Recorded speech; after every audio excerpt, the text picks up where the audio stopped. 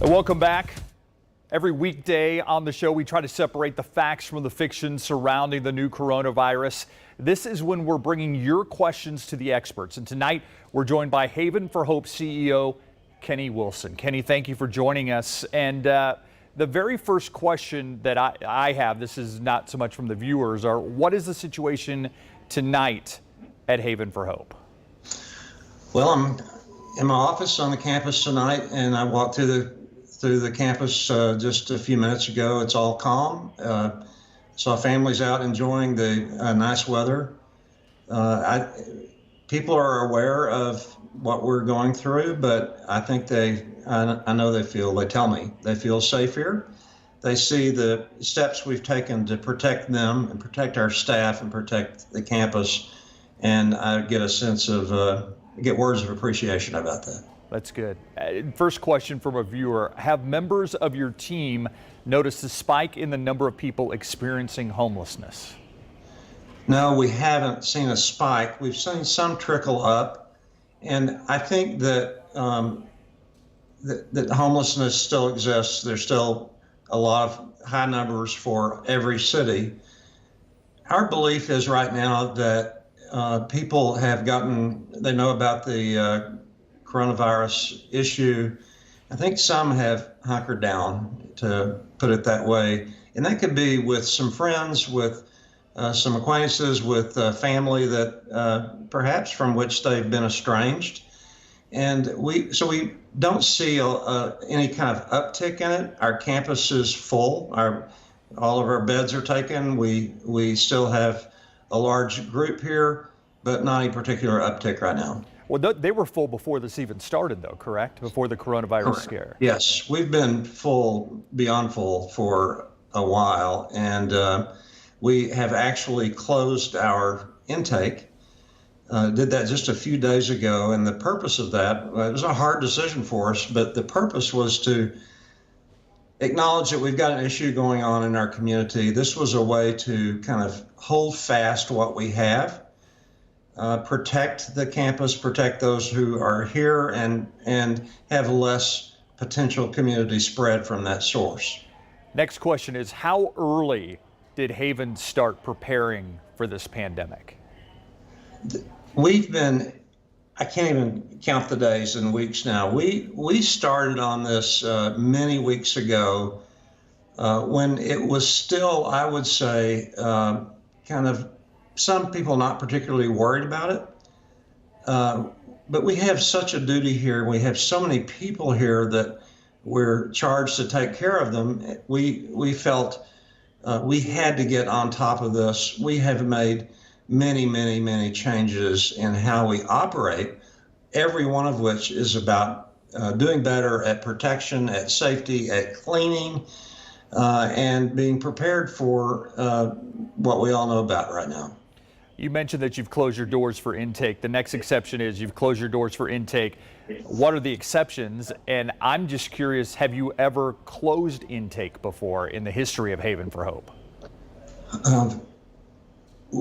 The exceptions are few, and you know this, Steve. We made a decision a couple of years ago, and I don't know that it may have been always that way. We never turn away a parent or parents with children. And even though we are full, we tell them we don't have a bed for you, but here's a conference room with cots and bedding, and you have full access to the campus, the food, the medical care, all that. We've never had someone say, thanks anyway. They're grateful. So we still have families coming, and we are making every one of those, we're making an exception on those. We are paying particular attention to veterans and others that come that really need help. But we essentially have stopped intake for now. Have you ever done that before? Not to my knowledge, Steve. Saturday was my 4th anniversary with Haven, and in my 4 years, no. And I'm sure not. The next question is, how are Haven for Hope workers protecting themselves against this virus? Same as the residents. We are We all are wearing masks. We've said everyone wears a mask. I wore one all day. I don't particularly like it, but I'm doing it. Makes my glasses fog when I have my glasses on. Yeah. But everyone is wearing a mask. We are actually making masks here, and cloth masks, and we have surgical masks. We have some N95 medical masks for those who are very up close with clients. And so everyone is aware, and we're doing so much in the area of cleaning. Staff, we're protecting them that way. We formed a committee called the Joy Committee.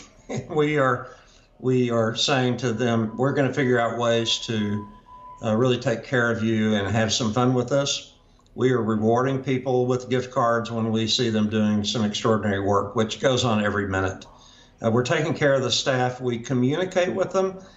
I've sent videos to them that we have made. I send regular emails saying, we're telling you what we know. Yeah. And know that we're talking all day and into the evening about your safety. Is it, and you and I talked about this a little bit through text, your feeling about your staff right now? Let me tell you, I've never experienced anything like this. And, this is a scary time, but the beautiful stories that are coming out of this, I got a text just a while ago, an email from a manager here that said, I can't believe what I see, people diving into every situation. We've not lost one employee yet that says, I can't think about this. And I think about it for myself. I do this all day and now into the night. And I go home and listen to the news about coronavirus, and it can wear on you. So we're very aware of that. We are very careful about that all the time for what is called compassion fatigue and secondary trauma. And so we pay attention to it now, but every one of these staff members are just absolutely committed to taking care of our clients. And I walk through the campus now, and it seems normal when I get out of my office, and we're not talking about preparations. Yeah. Just 2 weeks ago, I was walking to my car, and a woman hollered, Mr. Wilson, Mr. Wilson. And I went over to her, and I'd been in meetings about coronavirus. And I thought, she's going to ask me about coronavirus. And she said, I just want to tell you something, that I'm getting my apartment next week. Thank you. And I thought, I need to get back to thinking about what we're here for and what we still do every day. And then last week I saw her and she said, I'm moving out. Thank you again. That's great. Yeah, I know that a lot of the closed school, or at least one of the closed schools, has also helped out. Margil Academy, correct, used for Haven for Hope. Any other spots that could be used, or are you looking at other spots? Or? We are absolutely looking at other locations. Met with city officials today about that. Are there other locations that could be available for those who remain homeless and not in a shelter or with a family? And we're also considering in where the homeless are now, if an additional shelter or 2 or 3, acquiring a building that we can convert into a shelter, if that could help with issues like social distancing, feeding, etc. Yeah. Another question, not COVID related, and you can answer this quickly if you would like. Is Haven for Hope helping with the census? We are not directly any more than any other residential facility. We do have one of our leaders that has been on the local committees about that, has been very active in helping develop the process and make sure that our part is done on that. Last question for you, and this Yes, is, I think, the most important. Obviously, volunteers are not coming in, so your staff is stretched, but what can the average person do to help Haven for Hope and the people that are sleeping there tonight? Well, we rely daily up till now on volunteers. About 1,000 people a month typically have volunteered, and that could be one person or a family or a group of 200 employees from a company. And it's real work. It's work that we don't have to pay for. It's very valuable. And you ask how long we've been at this. Many weeks ago, we said the right thing to do is to ask our volunteers not to come. So we actually canceled some volunteer events before. They weren't thinking about it yet. And we said, for your sake and for the safety of our clients and for you, we're canceling. Now, until we reopen in that regard, we need help. We need donations, certainly financial. This has had an impact on financially on Haven and every nonprofit organization. We need donations that are kind of specific. Packages of underwear, unwrapped, wrapped underwear, T-shirts, socks. We need hygiene items that are new, and we use those regularly. We hand them out daily, in fact. And then another thing we need, two more things I'll mention is masks. I mentioned we're wearing masks. We had an assembly line up outside my office today making masks, cloth masks. As I said, I wore a mask all day. We have some N95 medical masks, but we need masks. And I tell you, the other thing we need, Steve, is cleaning supplies. And I know the shelves are bare. We are in good shape. I ask for an inventory every day, and we're comfortable where we are, but we are cleaning constantly.